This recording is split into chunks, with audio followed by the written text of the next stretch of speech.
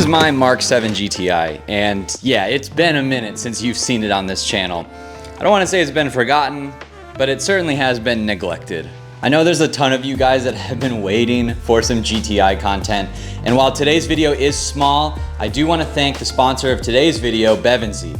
Bevinsee reached out to me wanting to do a little project with the GTI, and I thought, you know, it's been a while since I've made a GTI video, and there's a lot of my subscribers that would love to see some GTI content, so they've helped us make 2 videos, this one being the first, and I thought, you know, we can do a little bit more. Let's revitalize at least one part of my GTI, get this thing looking clean, get it back to looking nice on the road, and back to making some more videos on it.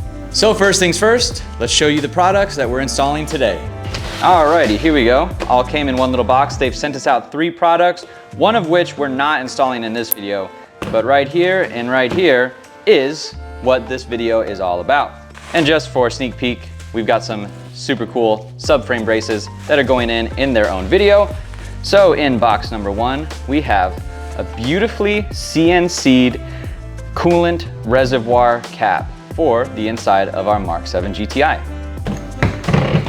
And next we have an awesome, also CNC'd engine oil cap, which will match really nicely with kind of the theme of our Mk7 engine bay. Subtle, not too flashy, but aftermarket parts are always encouraged to have in the engine bay. Not only are these products super high quality and ship very quickly, they're less than $50 for both of these things. So if you are on a budget, you're wanting to modify your car, but you don't have a ton of cash to spend or don't want to spend, Bevinsee has you covered. And like I said, they're super sturdy, they look great, they're almost OEM-esque. Just if you were like to upgrade your OEM stuff, this is what I envision it would be like. And yeah, we could just throw these on and call it a day, but you guys with hood vents know, and like I said, we need to revitalize this thing. It looks like this engine bay hasn't been touched in years, and maybe it almost hasn't, but we need to clean it up before we throw our fancy new parts on. So let's jump into the engine bay on the GTI, get this thing all cleaned up, refreshed, throw in our new parts, and then we can move on to the next video.